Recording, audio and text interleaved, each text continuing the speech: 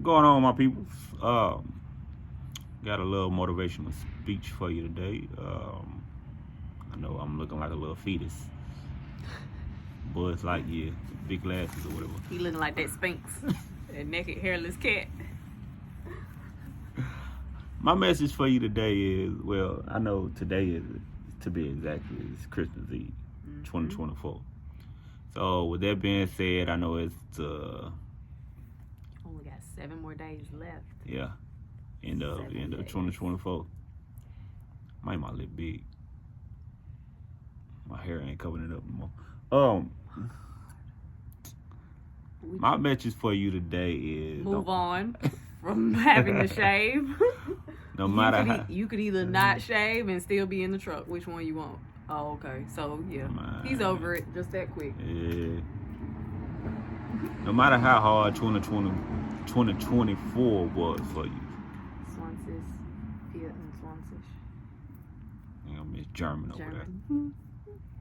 You can do anything that you want to do in life. Like, as long as you pushing yourself, striving for excellence, and locked in of all the things that you want to do, all your goals that you want to achieve and everything, you can do anything that you want to do.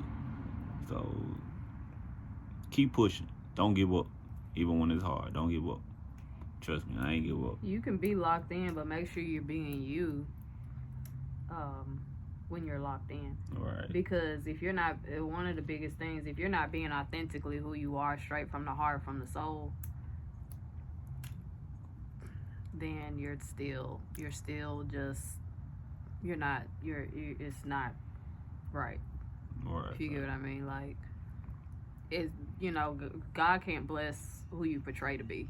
Right. He can only bless who you really are. Mm-hmm. So if you haven't gotten to the point where you ready to just pull off every mask and be authentically you in all areas of your life, then you can do anything you want to do, but make sure you're doing it authentically from a place of who you are, and that's straight from your heart and that is connected to your soul. Oh yeah, there's a time for everything. Ecclesiastics. Mine, that's my favorite. So yeah. So y'all, you can do anything that you want to do, no matter the age, no matter the disability, or thereof, the lack thereof, no matter what. And something, you can do anything as far as, like, even if you feel like you're not qualified. That's something I've been, like, coming to grips with. Is like, even, like, you might feel like you're not qualified for something and be qualified. God will say you're qualified for it. If He says you're qualified for it, no degree, no amount of money, no job, no nothing can qualify you. If He says you're qualified to do something, it ain't nothing in this world that can just not qualify you. Right. And another reason why I say no matter the disability, because you can disable yourself by your mind. Yep. Your mind could be a disability, so you can kill your. That's the reason why I don't like how they use the word, like when they say people are mentally retarded, or like when they put that on like people that have Down syndrome and everything. They be smart. So I don't put mental retardation on like someone just because they have Down syndrome or whatever. No, they be smart. They be smart as hell too. Yep. My definition of mental retarded is a person that mentally hasn't mastered their mind. Yeah. Like, you haven't mastered your mind. You're kind of mentally insane. Like, you're constantly doing the same thing, expecting a different result. Yeah. You thinking that the same way of thinking and the same way of moving is gonna get you into new doors. Mm-hmm. No, them locks they're not the locks and keys are not the same. So that's what I think of when I hear the word mental retardation. It's basically like a glitch in your mindset. Yeah. It's like a glitch in your mental. Yeah. So Ain't it right, easy? I gotta stop holding yourselves back. Keep pushing yourself forward. Just like this author over here, this future author over here. Like, stop holding yourself back. Write the book. Did he just get loud? I sure did. Yeah, y'all. It's been a book in me since I was like 8 years old. 8 books. Or books. It's been books in me since I was 8 years old. Yeah. And some of y'all are authors too. Some of y'all are entrepreneurs, engineers, whatever you want to be. Yeah, whatever you want to be. Like, it starts in your mind and it starts in your heart. Or it starts in your mind to trickle down. However you want to do it. It starts in your heart, it starts in your mind, however you want to do it. It starts in your heart, but your mind is the tricky place. Yeah. Your mind is the tricky place. Yeah. Like because your heart is your soul. That's why in the Bible it talks a lot about your heart. Yeah. It's because that is basically about your soul. Yeah. And I know your mind could your mind can mess your soul up. Yep. It can either hold you back or push you forward. Yeah. So. Like, think about it. If you have no other choice what to do, what you want to do in life, what would you do? Would you lay down and die, or would you keep on pushing? That is true. So, message. No, maybe not. Okay. Well, yeah, y'all got to keep on pushing forward. 2024, no matter how hard it was. 2025, different year. Goals, follow your goals. It's going to get better. Yeah. It's going to get better. Just keep God first. And then in 2025, you should keep God first. And then second, you should journal. That's coming from a writer. That's yeah. I've been. From an author. I can't believe I said that. Like, I can't believe that I have been writing for 31 years. Like, I've been writing for 31 years, y'all. Like, yeah, I've been writing since I was 7. 31 years. You gotta make that dream come true. Yeah. 8 years old, said I'd write a book. She getting there. And then the book's been haunting me for what, the past 5 or 8, 9 years. Having dreams about your book chasing you. Man, it's been real. If God wants you to do something, he gonna make sure it shows up. If he wants you to do something, he gonna keep on putting it on you. If he don't want you to do something, he gonna cut it short. It's gonna be antagonizing too.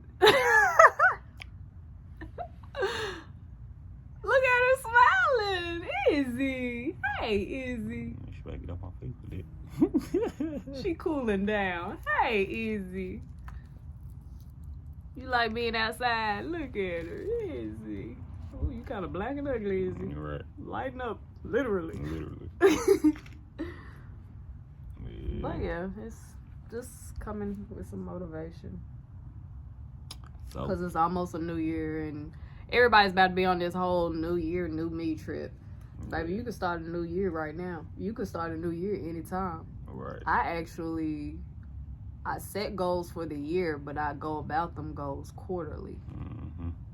Like, any day can be a new year. You can get tired of yourself in June and be like, I want to make a change and start making that change June 1st. It ain't about January the 1st. Oh, yeah. That's what trips me out. Like, people be on some, I want to do it. They look at a new year as a better start. But the thing and then when you go into that new year, you haven't changed those habits. You're going to trickle them habits into the new year. And then you're going to, I'll wait till February. Or I'll wait till March. Or I'll wait till this, that, and the third. You could start changing it the day that you realize you got to do something different, you wake up, you make that change right then. Period. You have to think about it. How was the calendar invented? I don't know how the calendar was invented. How was the months and days invented? Why your hand in the way of me? Oh. How was the months invented? Who said January was the first day of the year? Well, you know you have the Chinese calendar too. The Chinese calendar actually starts in March. That's what I'm saying. Which is they start when spring hits. Spring is like they're new. That's what I'm saying. That's why it's like spring is new for them, and so them seasons. Like you said, you can start your new year Anytime. or anytime. I've started over in summer. I've started over in winter. Winter is a death season to me. And I've started over right in the middle of death. Just saying. Fall is your murdering season. It's when you plot to murder. Not like that. People, I'm a real analogy. I'm an analogy type person. Yeah, people, that's gonna go over a lot of people's head. Not many people are like that, but I like, kind of like with the Jesus in the parables and how he says stuff. I understand it perfectly fine. I understand it perfectly fine, but some people may be like, why did Jesus say that or like that? I get it because I like parables. I like an analogy. That's how things stick to me. Jesus said what? That's why, like, the seasons to me, I look at them differently. Like, spring is like a rebirth. It's like you're dusting off. It's like you're that new person. Summer, you're at your peak, you're at your hottest, you're that person. Yeah. Fall comes, you gotta let some stuff slowly start dying. That's where you start plotting your murder. Then when winter comes, it's when you just gotta die and just let it go. And you gotta start preparing for what's gonna be to change when you come back out in spring. Yeah. What's gonna blossom, what you gonna leave dead. So that's how I look at the seasons. Not saying suicide, no nothing, but that's just me. I'm a realist, and that's just how I think. You know, that's how I think realistically, and you know, I'm not saying don't nobody else, but it seems like a lot of these people out here, they, you know. It's cool if you're an optimist or a pessimist, but I mean, it's just, yeah. You just gotta be real. You gotta keep it 100. Hello. But yeah, that was our message for the day. You know, we'll be coming back at you. Peace.